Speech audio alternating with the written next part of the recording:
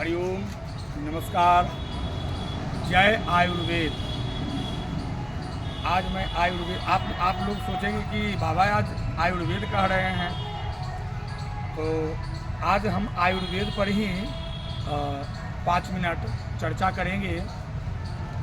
प्रकृति ने हमें ऐसी ऐसी चीज़ों को उपहार के रूप में दिया है जो इस माटी से पैदा हो रहा है और पैदा होता है। यदि उन चीज़ों का हम लोग सही तरीके से इस्तेमाल करें, अगर सही तरीके से इस्तेमाल करें तो चिरकाल तक युवा आप रह सकते हैं। पुराने समय में ऋषि मुनि महात्मा या बड़े बड़े जो सिद्ध योगी संत सन्यासी जो हुआ करते थे, क्या वो बॉर्नवीटा और च्यवनप्राश खाने जाते थे? क्या वो बॉर्नवीटा और च्यवनप्राश खाने जाते थे? नहीं, वो आयुर्वेद को ही अपनाकर अपने जीवन शैली में और वो अपने शरीर को ऊर्जावान बनाए रखते थे। कहा यह गया है, हमारा आयुर्वेद यह कहता है कि मिट्टी से पैदा हुआ एक घास, जिसको हम लोग घास कह के इग्नोर करते, कह रहे तो घास है, तो जो घास जो है समझते हैं, वही दुभी भगवान गणेश पर चढ़ाया जाता है बंधुगण। तो समझिए उस घास की भी अहमियत है। तो एक घास से लेकर बहुत बड़ा पेड़, जिसको कहते हैं सागवान, वृक्ष में सबसे ऊंचा और लंबा पेड़ कहा गया है सागवान का, उस सागवान तक के आपके जीवन में, हमारे जीवन में, इनके जीवन में, उनके जीवन में प्रयोग है। यदि आप उन चीज़ों का इस्तेमाल करते हैं तो आपके अंदर एक अलग शक्ति का संचार होगा और वो जो शक्तियाँ आपके अंदर में आएंगी वो आपके शारीरिक आदि व्याधियों को वह दूर करेगा।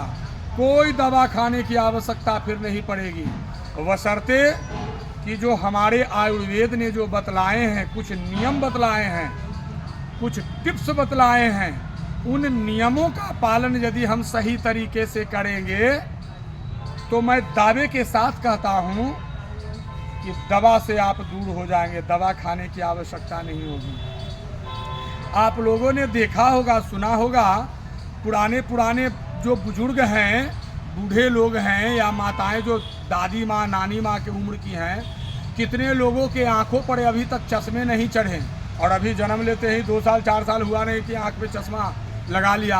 ये क्या है ना? मरते मरते के समय तक कितने ऐसे लोग हैं जिनका दांत टूटा नहीं है, लेकिन आज 20 साल हुआ नहीं कि कहा भाई तो इसके दांतों में पायरिया हो गया, कीड़े लग गए, खोड़र हो गया, पता है ना, टूट गया, नया दांत लगवाना है। तो ये सब क्या है? तो ये सब है कि आप प्रकृति से जितना दूर होते जा रहे हो उतना ही प्रकृति भी आपको छोड़ते जा रही है। प्रकृति भी आपको छोड़ते जा रही है, आपसे दूर होते जा रही है। इसलिए आप आयुर्वेद को यदि अपनाते हैं, जैसे एक छोटा सा मैं बात बताता हूँ, कोई व्यक्ति जिसको पेट में गर्मी अधिक होता है, लोग बोलते हैं ना कि पेट के गर्मी से माथा के केस पकता है, बाल पकते हैं, जिनको पेट में गर्मी है या जिनको धात की शिकायत है, उनके लिए ये जो उड़हुल का कली जो होता है, जो उड़हुल के फूल जो होते हैं, उन कलियों को यदि आप 5 कली को तोड़कर रोज सवेरे सवेरे बासी पेट में मुंह धोने के बाद ज़्यादा नहीं 7 दिन तक के आप उसका सेवन करें, आपको ठंडा कर देगा पेट को, आपके पेट को ठंडा कर देगा। नीम के छाल का यदि आप चैत्र के महीने में इस्तेमाल करते हैं तो सालों भर आपके शरीर में न कोई फोड़ा न कोई फुंसी होगा, घमौड़ी तक नहीं होगा। लेकिन उसका इस्तेमाल करेंगे तब तो टीवी में रोज़ देखते हैं, रोज़ सुनते हैं 10 लोगों के द्वारा, लेकिन आप उस चीज़ का सेवन करते नहीं है, इस्तेमाल करते नहीं हैं, तो केवल देखने से हो जाएगा और सुनने से हो जाएगा। तो उसके लिए आपको इस्तेमाल करना है। तो आयुर्वेद की बात अभी चल रही है। आज मैं बस इतना ही, इसी पर विराम करता हूँ और फिर अगले दिन आयुर्वेद के बारे में विस्तार रूप से मैं आप लोगों को जानकारी दूंगा कि यदि आप आयुर्वेद का सेवन करते हैं तो कैसे आपके जीवन में बदलाव आएंगे, वो मैं बताऊंगा। तब तक के लिए जय आयुर्वेद, जय भोलेनाथ।